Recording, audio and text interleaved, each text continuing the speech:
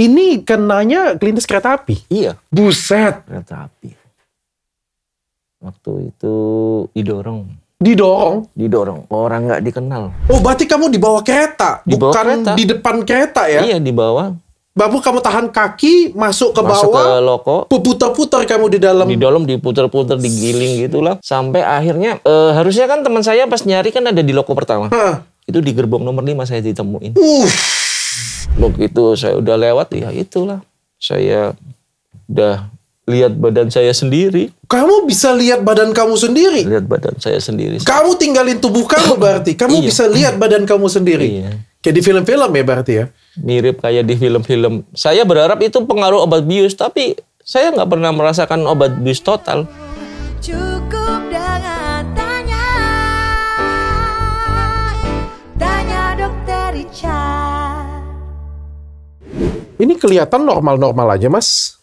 Iya, kayak normal. Tapi bisa digerakin. Iya, ini ada engselnya. Ini kalau ini kan di bawah lutut. Dari mana berarti kenanya? Ini di sini. Oh, dari sini. Berarti Jadi masih bisa... ada denggulnya. Oh, Kalau masih ini nggak dengkul. ada. Oke, dari sini ke... Sini. Oke, ke bawah. Iya, ke bawah. Kalau Hilang. ini di atas lutut hilang. Ini Oh. nggak ada denggulnya. Tapi masih bisa gerak. Iya, kalau diginiin gerak. Oh. Karena ini kan ada engselnya. Oh, pakai tongkat. Pakai tongkat. Tadinya nggak pakai tongkat. Karena berjalannya waktu, umur, cari safety aja lah. Oh, bisa jalan tanpa tongkat bisa? Bisa, waktu itu bisa. Karena sekarang udah berumur ya, cari yang aman aja lah. Oke. Cari safety aja. Berarti masih bisa, aktivitas masih bisa jalan ya? Masih bisa. Masih bisa. Ini kenanya kelindes kelindes kereta api? Iya. Buset. Kereta api. Waktu itu didorong. Didorong. Orang nggak dikenal. Jadi awalnya itu ceritanya saya kan nganter ibunya nganter teman untuk jemput ibunya di Ngantar stasiun. teman untuk jemput ibunya, oke. Iya, di stasiun Jatinegara. Saat itu kita nunggu di peron nih berdua. Ini nih kelindes maksudnya di rel kereta api lewat gitu? Enggak. Jadi saat jatuh ini saya sempat balikan badan gini. Balikan badan, kaki nahan kereta ini. Kakinya nahan kereta? Kebalik gitu. Langsung kebalik-balik ke seret sampai 5 meter lebih lah, 10 meter. Jadi keretanya tuh hadap depan, benar-benar di depan kita. Kamu tahan pakai kaki? Iya. Oke, jadi keseret ke belakang? Keseret sono, kebalik, badannya kebalik sampai masuk ke loko. Tapi keretanya berhenti? Jalan. Sambil jalan, sambil nahan kamu? Iya. Kan jalan. keseret tuh kan? Iya. Terus waktu keseret, Dia kan jadi kayak... ini jalan nih, kereta nih misalnya ya. Kita, misalnya ini kita nih ya. Keretanya jalan nih, kamu pakai kaki kan? Oke, dia jalan kayak gini punya, terus? Jadi awalnya gini, ini kereta, saya jatuh gini. Oke. Terus saya membalikan badan ini berbarengan dengan ini, jadi refleks nahan gitu. Kebalik gini kan, saya jadi kayak gini tengkurap. Dibalik lagi kayak gini, jadi kayak gini posisinya. Saya sempat ngumpetin tangan nih. Ngumpetin tangan di dalam jaket. Oke. Wah, ini udah. Berarti kamu keseret habis-habisan oleh kereta. Dan kakinya putus ini karena keseret? Hancur? Hancur karena keseret. Kalau posisi masih utuh, masih utuh.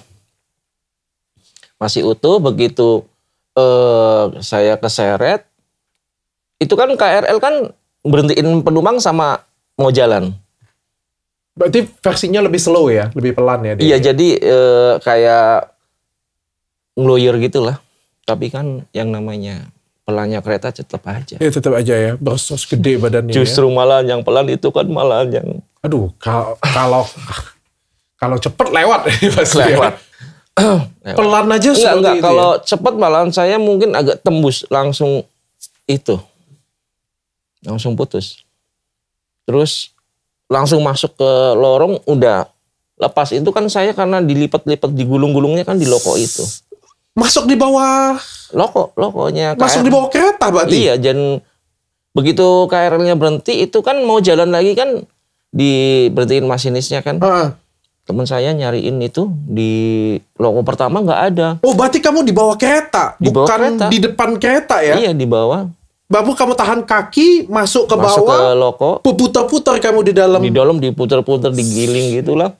Sampai akhirnya, harusnya kan teman saya pas nyari kan ada di loko pertama. Hah. Itu di gerbong nomor 5 saya ditemuin. Dan saya masih melek gini. Ini ngimpi apa ya? Saya masih berharap ini ngimpi. Tarik teman saya kakinya, ini udah tulangnya udah kayak gini posisinya. Celananya udah ngelipet ke kaki daging-daging itu kan. Hancur tapi masih utuh. Posisinya masih utuh semua. Yang sebelah kanan jarinya putus tapi cuma gini. Cuma bengkok gini. Itu Siapa yang melakukan itu? kita nggak pernah kenal itu siapa ya. Lah, kamu, Sampai detik ini kita masih kamu nggak kenal? nggak kenal. Dia lakukan itu kenapa? Apa tujuan dilakukan itu? Kalau teman saya lihat sih ngertinya ODGJ, orang gila. Nah, kalau prediksi saya ini kayak pengalihan aja, dia habis nyopet orang. Jadi saya yang jadi pengalihan gitu loh. Jadi dia lari, ketahuan, untuk pengalihan itu dorong saya. Buset. Kalau prediksi saya sendiri gitu. Tapi kalau teman saya ini orang gila gitu kan. Tapi Karena kamu nggak kenal siapa dia, nggak kenal, kamu nggak ada dendam, nggak ada dendam sama sekali. dia nggak ada dendam dengan kamu, nggak ada kejadian, atau Nggak kamu ada. lagi dicari, nggak ada ya? Nggak ada. Terus kalau misalnya itu memang kenal, kok tahu saya ke stasiun kan itu kan hal yang nggak mungkin lah. Misalnya kok kalau misalnya saya bermasalah dengan orang ya, kok dia sampai tahu saya ke stasiun? Info dari mana kan kayak gitu? Berarti ini sial aja ya, kamu berada di tempat yang Iya, apesnya itu. Jadi orangnya ketangkep.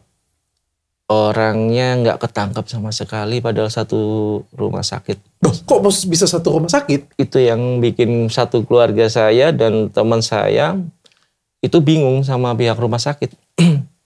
Kok bisa pasien itu nggak ada datanya? Jadi gini dok, begitu kita cross check lagi, jadi gini ceritanya.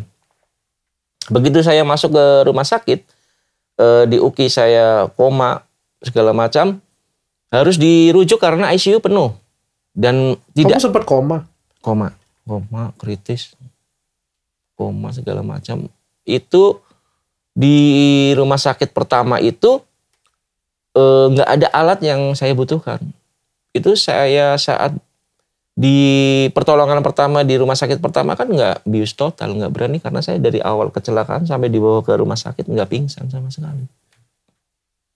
Nggak pingsan sama sekali. Jadi dokter nggak tahu alasannya dokter kenapa nggak berani bius total itu kan saya nggak tahu ya secara kedokteran, dia hanya lokal doang. Jadi saya lihat pas diputus pakai tulang itu tulang Langsung diamputasi? langsung diamputasi. Jadi pertolongan pertama dia menyetop pendarahan, amputasi pertama nih. Saya kan 2 kali amputasi pertama saya sampai nggak boleh tertidur pokoknya, ditanyain terus ini di mana, ini kayak gitulah pokoknya, diajak komunikasi terus gitu.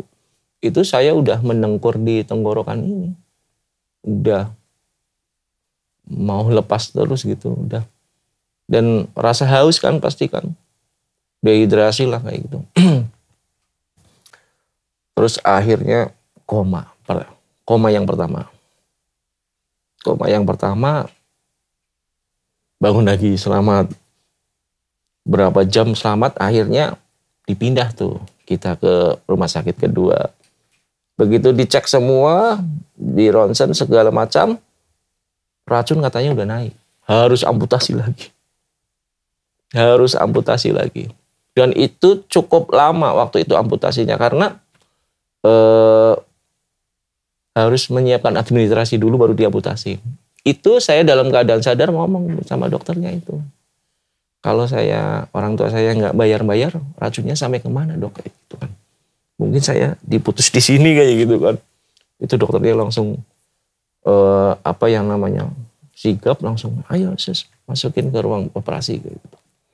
Oke, dan diamputasi yang kedua? Amputasi yang kedua masuk, saya masuk selang lagi nih. Karena ada cairan sih di paru-paru itu. Oke. Nggak tahu itu cairan karena apa, karena benturan atau apa, saya nggak tahu. Karena efek dari pendarahan itu, pacuan jantung juga itu kan masuk selang 2 saya itu. Sama oksigen, diambil tuh cairan itu. Oke. Yang di sini diambil cairan itu, begitu suster lagi ngajak ngobrol saya, Pak Armi jangan tidur. Lewat itu saya. Detak jantung. Koma yang kedua. Koma yang kedua itu udah nggak ada detak jantung sama sekali. Tut. Langsung susternya panggil dokter. Bilang ke keluarga bahwa Mas Armi hanya dikasih waktu 2 jam. Untuk melewati ini. Wah, itu udah mulai sibuk tuh dokter-dokter itu udah. RJP ya? Iya, maju dulu pakai tangan dulu, Dok. Begitu saya udah lewat, ya itulah. Saya udah lihat badan saya sendiri. Kamu bisa lihat badan kamu sendiri? Lihat badan saya sendiri. Kamu tinggalin tubuh kamu berarti? Kamu bisa lihat badan kamu sendiri? Iya. Kayak di film-film ya berarti ya? Mirip kayak di film-film. Saya berharap itu pengaruh obat bius, tapi saya nggak pernah merasakan obat bius total. Yang saya pasti lokal. Oh, kamu ngerasa keluar dari badan kamu, terus kamu lihat kejadiannya kamu di RJP? Duduk, iya itu. Udah berkerumun kan dokter kan. Dari berbagai macam dokter itu. Langsung dipacu, ini ambil selangnya gitu kan. Dengar saya, ini keributan apa? Masih bingung nih saya, ini lagi di mana segala macam. Tiba-tiba suara itu, bayangan itu, keramaian dokter itu lagi maju saya itu, tiba-tiba langsung menghilang itu, saya udah ada di tempat lain. Di mana? Nggak tahu itu namanya apa, Dok. Sampai sekarang saya nggak tahu. Tapi itu bentuknya bukan kayak di padang pasir atau apa ya, tapi sebuah lorong besar yang nggak berujung. Loh, kanan kirinya nggak berujung lah. Tapi di situ banyak suara-suara family ataupun teman-teman yang udah nggak ada. Saya masih berpikir, ini saya kenapa ya? Nggak tahu sama sekali. Itu saya kejadian apa. Wah. Itu family suara, tanya kabar keluarga, gimana? Teman-teman. Itu nggak ada wujudnya, cuma suara aja terus. Mulai hilang, saya jalan, masih bingung ini di mana. Masih bingung saya habis kejadian apa itu saya lupa. Nggak tahu itu saya habis kecelakaan itu nggak tahu. Berjalannya waktu terus saya jalan-jalan. Mulai muncul visual saya itu diperlihatkan dari kecil. Semenjak saya pertama kali jalan sampai akhir balik sampai saya remaja. Itu semua perbuatan kesalahan saya semua dan segala macam yang saya lakukan dulu sampai remaja itu. Visual kita kayak nonton TV gitu, ada layarnya, Dok. Itu kesalahan saya ya ke orang tua, orang-orang. Dari ucapan segala macam itu di visualin. Ada gambarnya itu. Sampai saya bingung ini. Apa saya masih bertanya-tanya. Ya Allah ini apa gitu kan. Akhirnya saya duduk, ada pohon itu, saya duduk di situ. Baru itu flashback semua, Dok. Flashback semua yang terjadi. Tiba-tiba kayak ngeriset ulang gitu. Flashback gitu. Dari pertama saya sebelum kecelakaan sampai akhirnya kecelakaan. Itu baru saya sadar. Wah, ini saya sepertinya udah gak ada di dunia ini.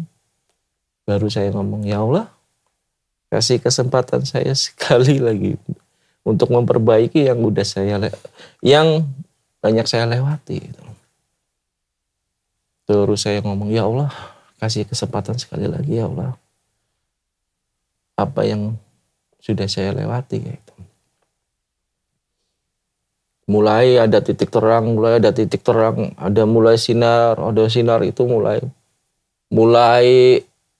apa ya, kayak kita kayak lihat di puncak, terus di bawah itu ada lampu-lampu warga itu, persis seperti itu. Visualnya seperti itu. Sinar banyak banget lah. Saya mulai mendekat itu awalnya jauh. Awalnya menjauh, Dok. Saya mendekat menjauh. Saya ngomong lagi, ya Allah, kasih kesempatan saya sekali lagi untuk memperbaiki yang sudah saya lewati gitu. langsung masuk pacuan terakhir itu saya. Pacuan terakhir saya itu langsung. Balik lagi? Nafas. Ding, langsung itu. Oh my God. Saya diceritain sama susternya waktu itu. Mas Army luar biasa sekali. Alhamdulillah itu kan sampai. Kembali hidup lagi? Itu pacuan terakhir Mas Army itu. Dokter udah, wah ini lewat nih. Karena memang kondisi saya sangat tidak memungkinkan untuk selamat lah saat itu. Kehabisan darah, saya tulang ekor saya bengkok. Huruf S itu saya divonis nggak bisa duduk seumur hidup. Sampai saya duduk kan itu sebenarnya nggak bisa dok. Bergetar kalau duduk gitu. Karena tulang ekornya ini kan kena juga. Kena bengkok. Itu sampai divonis nggak bisa dioperasi ini. Oke. Itu yang luar biasa sekali. Akhirnya saya melewati itulah. Oke. Dan yang dorong kamu masuk ke rumah sakit juga. Kenapa bisa masuk ke rumah sakit? Berarti jatuh juga? Jatuh juga, saya tarik itu, refleks. Oh, kamu tarik juga? Itu kan kita kalau didorong orang kan refleks gitu, kita pegangan apa kan. Kalau saya pegangan temen, dia jatuh? Kalau saya pegangan teman saya kan, saya jatuhnya sama teman saya. Jadi saya refleksnya pegang dia. Saya lempar, sayanya nggak seimbang kan, ikut jatuh. Kamu lihat dia nggak sebelum dorong kamu? Lihat orangnya? Lihat dia lagi lari, tapi kan nggak tahu gitu mau ke arah saya.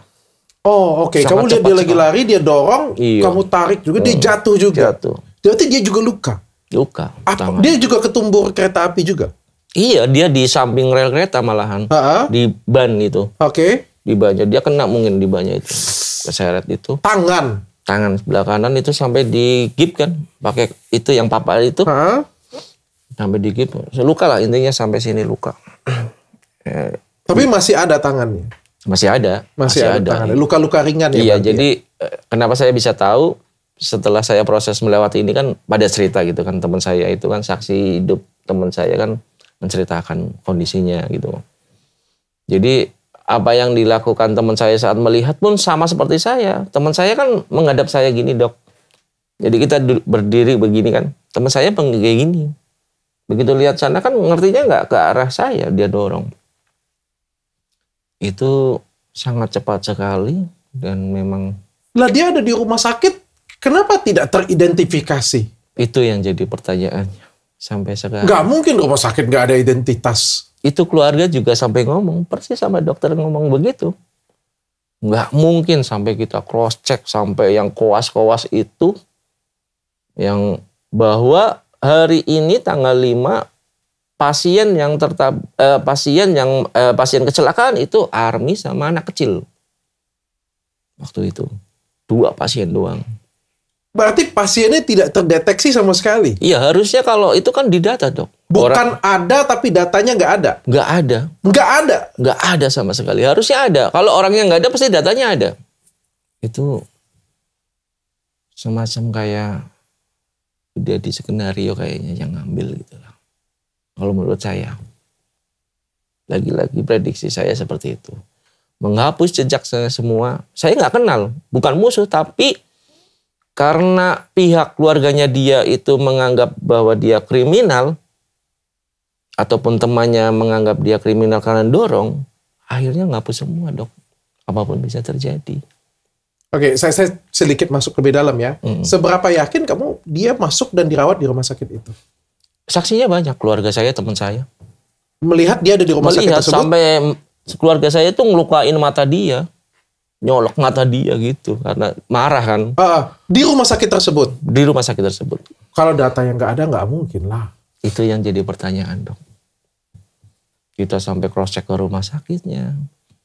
Sampai polisi juga sudah cross check ke rumah sakitnya juga? Iya. Itu masih misteri ya? Sangat misteri sekali. Jadi kayak misalnya mau diulik kita kumpulkan data-data lagi. Dia kan bawa ijazah juga dong. Dia itu bawa tas. Lagi-lagi saya berpikiran, itu tasnya dia apa tasnya yang habis dia copet? Kan itu. Kita cross check tuh. Kan orang Jawa Timur tuh. Kita cross check ke Jawa Timur. Apa yang terjadi kan? Rumah nggak ditempatin, udah ada alang-alang. Tidak ada nama itu. Ya namanya ijazah palsu gimana.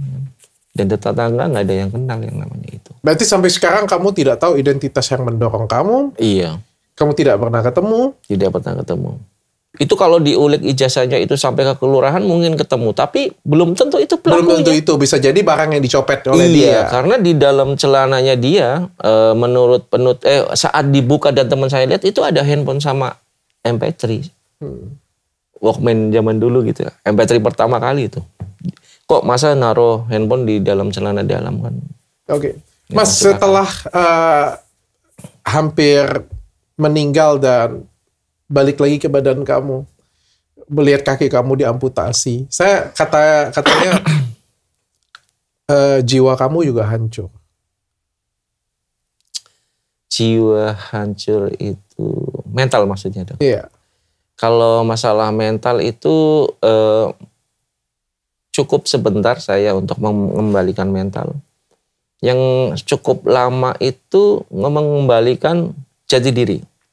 Jati diri itu kebiasaan-kebiasaan yang lama. Itu sangat lama. Karena secara medis saya itu kan dulu kan ada kakinya. Jadi kalau kita refleks ada rasa motorik gatel kan kita mau garuk telapak kaki nggak ada telapak kakinya. Itu yang membuat saya itu jadi gregetan gitu loh dok. Akhirnya kayak pinjam kakinya temen gitu untuk saya garukin gitu kan. Iya karena untuk kepuasan. Karena memang itu kayak diremes-remes itu kaki saya itu kalau malam. Masih ada sensasinya? Masih ada. Itu untuk mengembalikan itu normal kembali itu cukup lama, 1 tahun. 1 tahun lebih. Kalau mental sih ya beberapa hari lah. Cukup saya udah berdamai dengan keadaan gitu. Bisa menerima dengan keadaan. Iya, bisa menerima. Tapi untuk mengembalikan itu secara psikologi itu butuh waktu. Kamu marah nggak dengan yang dorong? Dendam, benci? Kalau saya nggak ada rasa dendam itu ya mungkin dari semua ini ya termasuk membersihkan dosa-dosa saya mungkin yang dulu kesalahan-kesalahan saya itu. Mungkin salah satu teguran dari Tuhan juga untuk saya gitu. Jadi ya kalau saya marah dendam mungkin saya nggak sekuat sampai sekarang. Kalau saya dendam. Kalau saya punya rasa dendam ataupun marah dengan teman saya, kenapa saya harus nganter kamu sih? Saya harusnya marah sama teman saya. Harusnya saya nggak usah nganter kamu ke stasiun. Saya nggak kejadian ini. Saya didorong. Otomatis kan seperti itu. Justru yang trauma juga teman saya itu yang paling trauma teman saya karena melihat kan. Nah, waktu saya untuk menerima itu rasa dendam ataupun itu nggak pernah merasakan rasa dendam karena bagi saya ini ya teguran dari Tuhan. Kalau misalnya kamu ketemu dengan dia orang itu atau orang tersebut tuh ngakuin bahwa dia yang dorong dan minta maaf dengan kamu. Saya terima. Apalagi kalau dia bahwa mungkin setiap orang punya alasan masing-masing untuk perbuatan seperti itu ya dok. Jadi dia berbuat jahat ataupun dia melakukan sesuatu itu gak ada tanpa alasan. Pasti tanpa alasan. Dia melakukan itu mungkin butuh uang untuk pulang. Dia melakukan itu karena untuk makan. Itu punya alasan. Jadi bagi saya kalau memang dia itu tiba-tiba datang, iya mas saya yang dorong mas. Gitu. Ya udah. Saya cuma tanya. Apa yang kamu lakukan waktu itu? Kamu lapar atau pengen pulang waktu itu? Kayak gitu loh. Oke. Paling itu yang saya tanya. Waktu itu kamu butuh apa? Gitu kan. Sebenarnya kan segala sesuatunya kan bisa diceritakan gitu loh. Oke, kamu bisa nerima semuanya ya bisa artinya ya. Tapi menurut kamu apa pesan yang pengen disampaikan Tuhan ke kamu sampai mengambil setengah dari kaki kamu? Sampaikan pada Tuhan sampaikan ke saya waktu itu. Jadi saat itu saya sedang dekat-dekatnya sama Tuhan dok. Pada waktu kejadian? Pada 1 bulan kejadian saya sudah taat sama Tuhan waktu itu. Sama Allah itu saya dulu kan pemain musik. Saya di klub-klub gitu kan. Saya ada di fase jenuh dengan pekerjaan saya gitu. Ada fase di situ saat umur 25 itu saya jenuh melihat musik itu udah jenuh gitu kan. Nggak bisa menikmati lagi. Walaupun ada uangnya gitu, walaupun menikmati uangnya aja, tapi saya nggak bisa menikmati kegiatan itu sama sekali. Sampai malam terakhir itu saya kasihin alat saya, gitar saya ke kru saya. Ini kamu yang main. Mau kemana mas? Udah saya mau jalan gitu kan. Saya jalan di perkampungan itu sekitar Gajah Mada. Waktu itu saya pernah ngisi di Batavia juga. Saya jalan di situ ada musola kecil. Saya duduk di situ. Ada marbotnya yang jaga musola itu. Saya cerita tentang kejadian saya bahwa saya sedang mengalami kayak gini. Dia cukup kasih pertanyaan saya itu cuma satu. Kapan terakhir ibadah? Kapan terakhir kamu itu ibadah? Udah lama banget, tahunan saya nggak pernah ibadah dong. Nggak pernah sholat. Saya muslim ya, nggak pernah sholat gitu. Sama sekali. Nggak pernah komunikasi sama Tuhan gitu loh. Coba deh.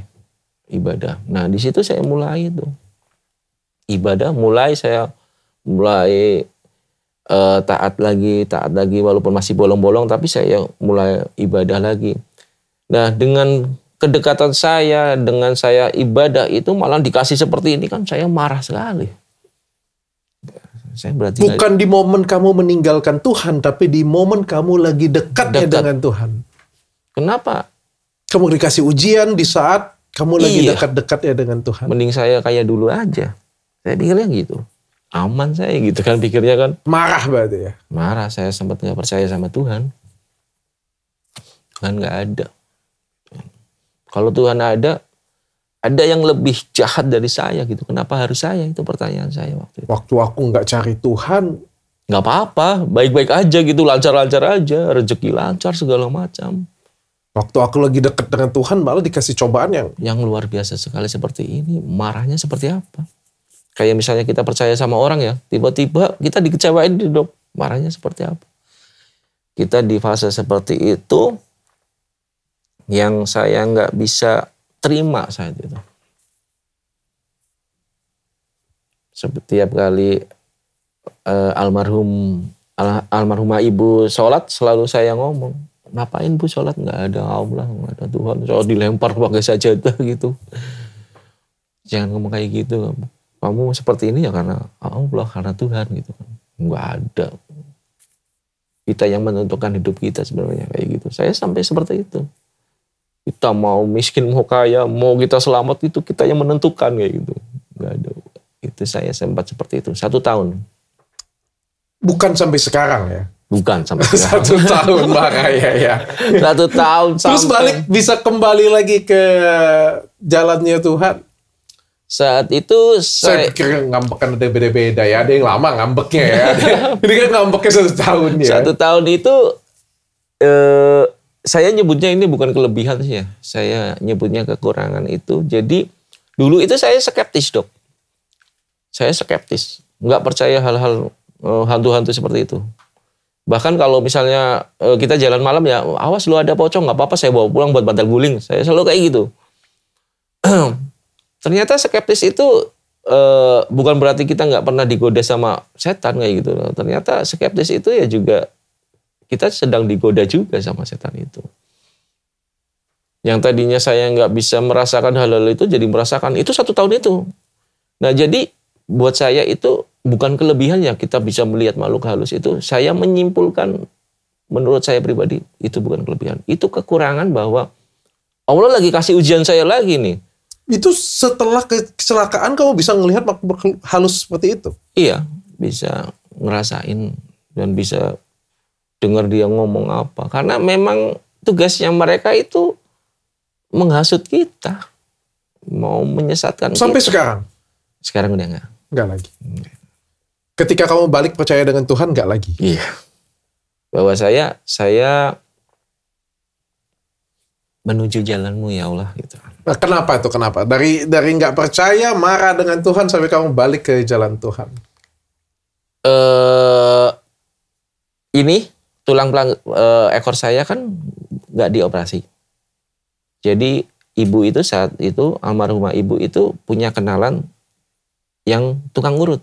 Tapi dia spesial itu bukan urut yang badan full loh. Dan dia cuma pegang-pegang aja dong. Pegang-pegang aja gitu. Itu 4 kali 1 bulan itu. Dia begitu pegang badan saya itu langsung kaget gitu kan. Mungkin tahu ini orang ini army lagi di jalan yang salah nih kayaknya nih gitu kan. Karena memang waktu itu jadi jahat saya.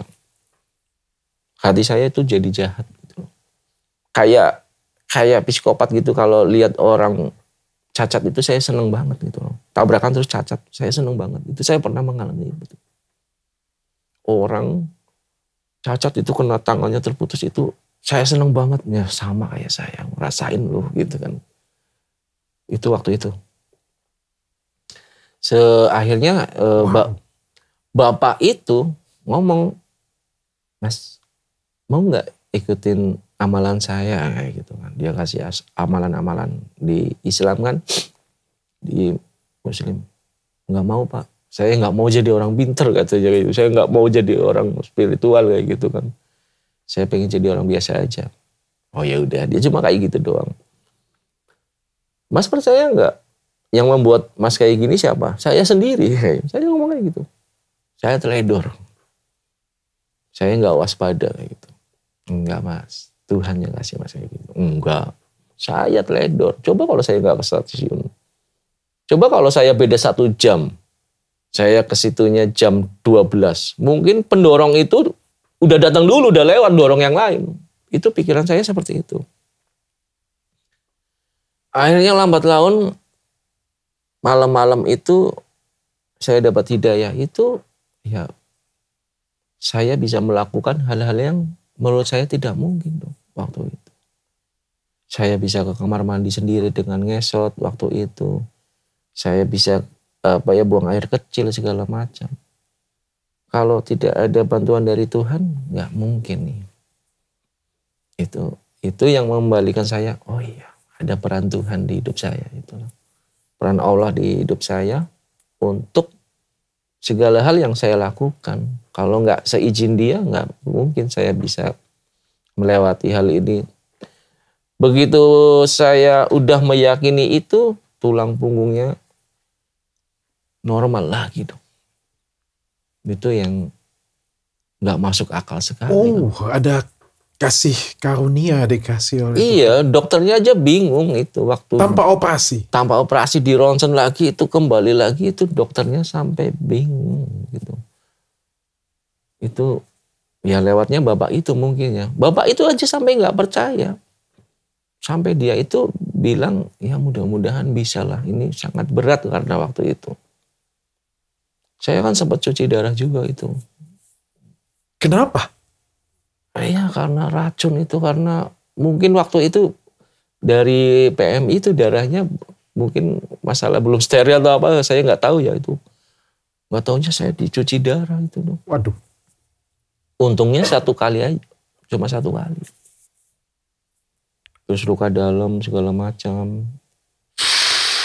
Alhamdulillah dari kepala, otak itu nggak ada gegar otak ataupun apalah. Itu sekarang sudah sehat penuh ya? Udah, alhamdulillah udah sehat penuh. Itu yang perjalanan saya waktu itulah. Banyak yang bantu nggak Mas waktu perjalanannya? Tapi dulu nggak ada media sosial ya seperti sekarang ya? Iya ya. Waktu itu nggak ada podcast. 2006 ya? 2006, 2007 mulai ada media sosial 2008 ada. Iya, Instagram ya. Dulu kan masih Friendster, masih Facebook ya. Facebook. Nah, itu pun juga isi link biodata. Kalau di Friendster itu kasih testimoni siapa kita. Jadi waktu saya kejadian itu pindah alam itu, seseorang yang pertama kali saya ceritain itu almarhumah ibu. Almarhumah ibu datang malam-malam ke kamar. Dia netesin air mata, terus saya ngomong, minta maaf sama dia, Bu, maaf gitu kan. Karena memang dengan kejadian ini hancur sehancur-hancurnya secara ekonomi. Oh, secara ekonomi hancur. Hancur semuanya. Semuanya bersih semuanya. Gara-gara army, Bu, kayak gini gitu. Udah gak apa-apa. Terus saya cerita. Saya waktu koma, Ibu ingat gak? Ingat. Saya ngalamin ini, Bu. Saya cerita sama ibu, saya ngalamin ini gitu. Ibu langsung ngomong, udah, cukup ibu sama kamu yang tahu, jangan diceritain dulu. Saya nggak boleh cerita ke orang-orang. Jadi kalau kumpul saya nggak cerita hal ini. Sampai akhirnya ibu meninggal tahun 2012. Saya baru up di media waktu itu cerita. Tapi dikiranya saya menjual kesedihan di situ. Makanya saya take down semua lagi kayak gitu. Dulu tuh masih tabu, Dok. Hal-hal seperti ini saya itu masih tabu. Begitu saya up gitu nggak pakai kaki palsu, misalnya kita cerita gitu, di komennya menjual kesedihan. Itu yang herannya. Ada zaman-zamannya ya. Ya ada fase-fasenya, ada masa. Kalau sekarang zamannya kalau misalnya podcast banyak sumbangan nih Mas.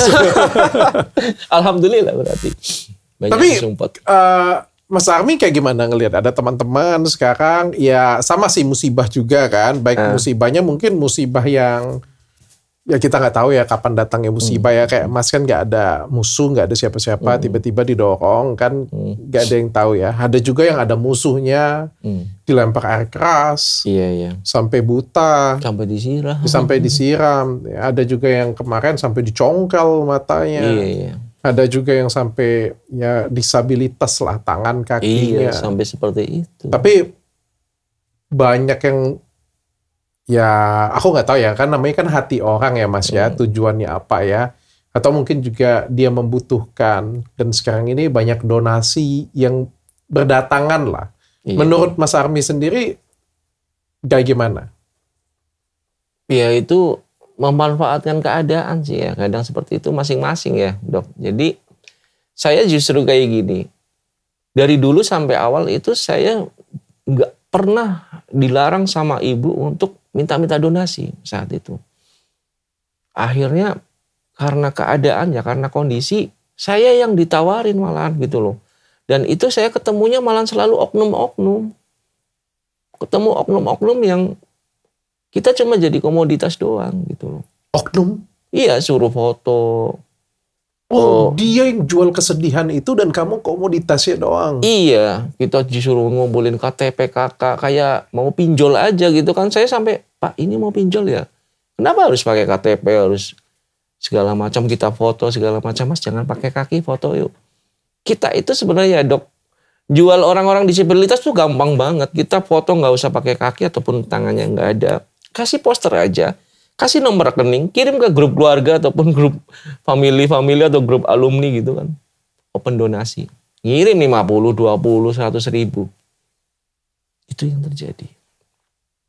Makanya kalau saya dikasih kesempatan ketemu dengan orang-orang baik, saya pengen arahin mereka itu benar-benar berkarya gitu loh. Punya wirausaha. Dia itu dikasih kesempatan gitu, nggak hanya semacam donasi uang aja. Kalau kita kasih kail sama umpannya sekalian. Bukan kasih dalam bentuk nominal seperti itu ya, dan akhirnya mungkin disalahgunakan. Betul sekali, mending bentuk usaha ataupun apa ya, dalam benar-benar pengobatan, diarahin semua. Ini rumah sakit nih, pokoknya kamu datang ke sini gratis. Nah, sisanya nih kamu usaha berkarya. Jangan open donasi lagi. Kamu udah punya hasil di situ, kamu bisa menafkahi istri kamu, keluarga kamu. Kamu bisa beli rumah, segala macam. Dari usaha itu. Itu yang saya pengen perbaiki dari segi orang pengen support secara donasi. Ya, karena kan nggak setiap orang dikasih dana itu bijaksana dalam pengelolaan dana ya. Iya. Apalagi kalau misalnya dananya besar. Nah itu. Ada yang tergiur, bahkan ada yang sudah dapat dana besar, berobatnya masih pakai BPJS lagi. Nah itu. Padahal kita mau kasih dana supaya dia berobat dengan baik. Betul. Berobatnya ujung-ujungnya pakai BPJS. Itu yang. Dananya dipakai untuk main pinjol. Untuk main judol. Judol. Itu yang nggak bersyukurnya seperti itu Dok. Maksudnya, aduh, sayang banget ya. Saya kadang suka miris dengan orang-orang yang dikasih kesempatan dengan nominal yang besar seperti itu kok nggak dimanfaatin dengan baik gitu loh. Nggak diarahkan dengan baik. Dia kan pengen sembuh gitu ya. Misalnya dia pengen kaki palsu yang mahal, biar dia bisa lari, kayak dia bisa ikut SEA Games. Bisa jadi dia bisa ikut olahraga bidang apapun. tangan palsu dia bisa sekarang bisa biometrik, itu yang bisa gerak refleks karena saraf. Itu kan mahal, itu manfaatin kalau misalnya seperti itu. Misalnya nanti sisanya bisa untuk wirausaha. Seperti itu yang saya kadang... Lebih tepat ya, lebih tepat guna ya. Dibandingkan dikasih sasi dana aja dan orang nggak bijaksana pengelolaannya. Betul. Gitu. Oke.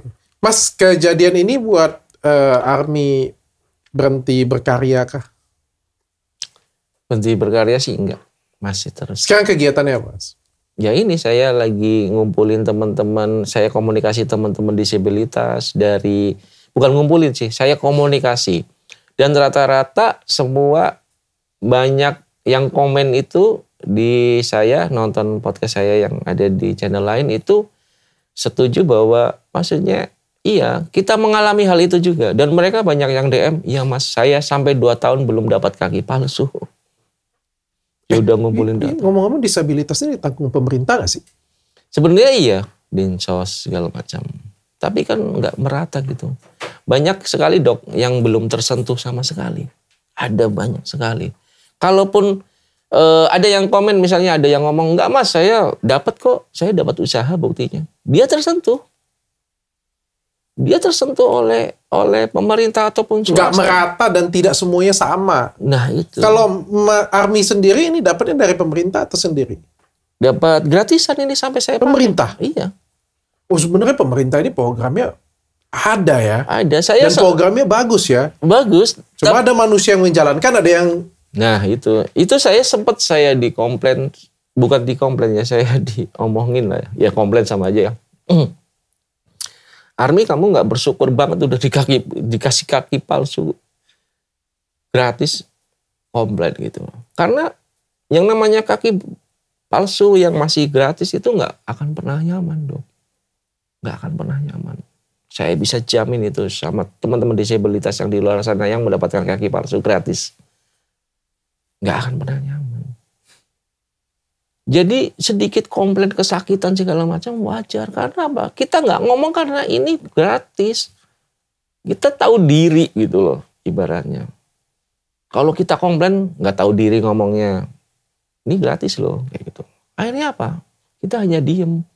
Akhirnya teman-teman yang lain itu mental mengemisnya itu akhirnya apa? Setiap bulan dia hanya menanti donasi aja. Karena memang pemerintah itu nggak membukakan lapangan pekerjaan ataupun wirausaha untuk mereka. Mereka itu layak loh. Mereka itu sebenarnya perlu dikasih kesempatan aja. Dia bisa. Baik dia disable yang dari kecil ataupun yang paraplegi. Saya kan ini kategorinya paraplegi. Paraplegi itu yang bukan keturunan dari genetik ataupun sakit gitu. Itu banyak mereka yang punya apa ya namanya sesuatu yang mereka sebenarnya mampu untuk berkarya ya, memberikan hasil ya. Mampu. Mas, pertanyaan terakhir mungkin, seberapa mudah sekarang ini akses baik itu di transportasi umum, di lingkungan, di masyarakat ataupun juga untuk bekerja di Indonesia untuk kaum disabilitas? Kalau untuk fasilitas umum udah memadai. Untuk apa ya teman-teman, untuk penyandang disabilitas itu kayak di stasiun, di mana aja itu udah memadai lah, cukup apa ya, bisa untuk apa ya mobilitas untuk disabel itu bisa. Tapi yang belum merata itu ya itu yang diperkaryakan, berkarya itu. Kalau tempat-tempat swasta sendiri memberikan kesempatan nggak? Tempat-tempat swasta itu yang terjadi gini dok, apa ya, mereka itu agenda tahunan. Kaki palsu gratis, tangan gratis. Memberikan kesempatan bekerja maksudnya? Enggak, hanya pengadaan aja. Orang yang normal aja cari kerja susah mas ya? Itu yang makanya saya punya mimpi. Saya pengen lah sama teman-teman gitu loh. Saya dikasih kesempatan ketemu orang-orang baik, ya saya bikin wirausaha untuk mereka. Entah itu franchise, entah itu digital marketing. Dia yang nggak bisa mobile keluar, dia bisa di rumah dengan digital marketing. Dia bisa jual produk-produk. Dari mana cara mendapatkan dia bisa wirausaha franchise? punya usaha apa, produk apa misalnya, dari produk apa. Kita franchise untuk mereka disabilitas semua. Yang punya franchise ini keangkat yang namanya produknya, brandnya. Dijalani oleh orang-orang disabilitas di berbagai macam kota.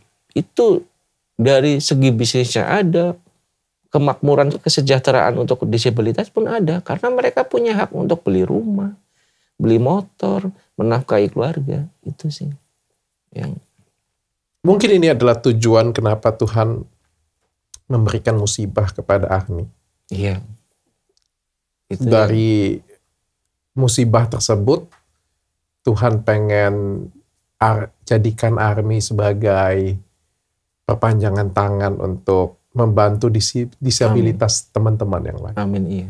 Saya kalau dikasih kesempatan, ibaratnya duta disabilitas lah, ibaratnya yang benar-benar kita nggak memanfaatkan keadaan gitu ya. Tapi benar-benar, ya itu dengan saya seperti ini, berbagi cerita seperti ini, dampak positifnya itu mereka DM, Mas, bener Mas, saya nggak pernah nerima Mas.